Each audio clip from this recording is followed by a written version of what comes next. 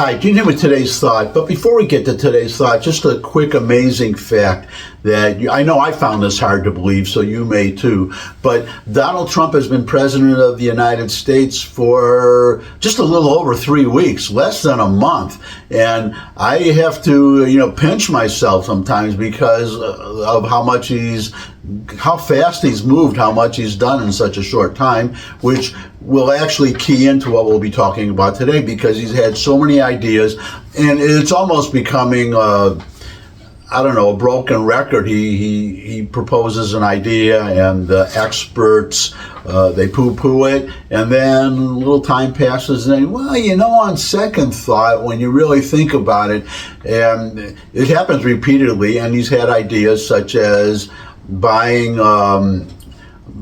Greenland, moving the Gazans out of Gaza, and making Canada a 51st state, which, I don't have much hope for that, but if I were Donald Trump, just a word on that, I would think twice about that, because Canada is a pretty liberal country, so you're talking about, that Canada is so, Bill, first of all, the senators will probably be adding two liberal senators, two Democratic. Well, I don't know what party would they stay, the Canadian parties that they are, but the liberal parties, but they would caucus with the Democrats. So you're talking about two more liberal senators added to the Senate, which will make it hard for him to get anything done. And then you have the House of Representatives. Canada is very big. It goes by population, though. I think Canada.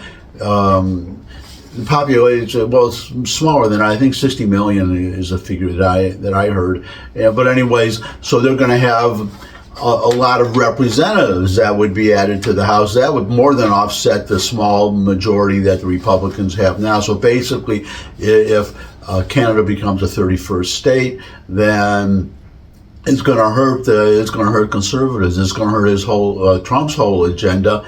So my suggestion would be, make it like the Virgin Islands or Puerto Rico, make it a territory, so they would still be self-governing, they would be independent, but they would be a territory of the United States, but they would have no representatives.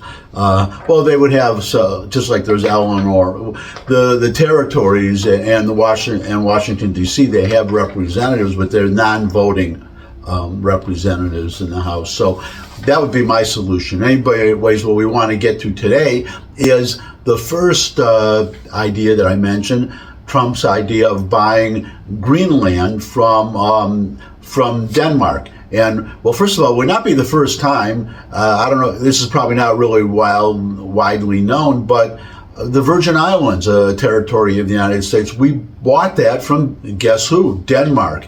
The Virgin Islands was originally, or before that, they were the Danish West Indies, and then they sold it to us and it became the Virgin Islands. So, but anyways, this idea, so the Danes were very resistant at first, and they said, no, we're not going to sell it. But then they came up with an idea of their own that I think deserves some serious, every conservative should think, at least give some consideration to this idea, but at least they're getting in the game and participating. So I'm just going to, let's go right to the headline. Danes launch petition to buy California, turn Disney into Hans Christian Andersen land.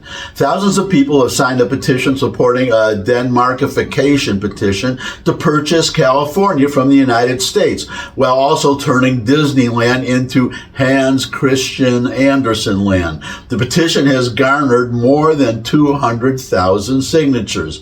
Have you ever looked at a map and thought, what Denmark needs? More sunshine, palm trees, and roller skates. Well, we have a once-in-a-lifetime opportunity to make that dream a reality, the campaign website reads. Let's buy California from Donald Trump. The petition came, obviously, in response to President Donald Trump's repeated interest in making Greenland, a territory of Denmark, part of the U.S. The authors of the petition noted that Trump might be open to letting Denmark have California, given the political divide between California leaders and the White House. And that's what I want to focus on, that last paragraph, because, as I say it in the title to today's thought, I don't know about, well, could we keep the conservative parts of California? Would Denmark be interested in just the liberal parts? The liberal parts of California, Los Angeles, Hollywood, San Diego, Santa Barbara, the important one is the liberal parts of the state. That's where Disneyland is. If you want to make a Hans Christian Andersen land, that's the only part that you would want. And, well, I think it's really just a matter of price. And I'll put this out for you to share your thoughts. How much should we ask Denmark for just the liberal parts of California? I'm thinking $1. I would sell the liberal parts of California to Denmark for $1, but that's just me, and I wonder what you all would think. So there you go. That's my thought for today. Thanks for stopping by. If you could subscribe, that would really be great. Share this video with anyone you think would benefit from it. But most of all, come back and see me again. I would love to see all of you again. And until I do see all of you again, bye.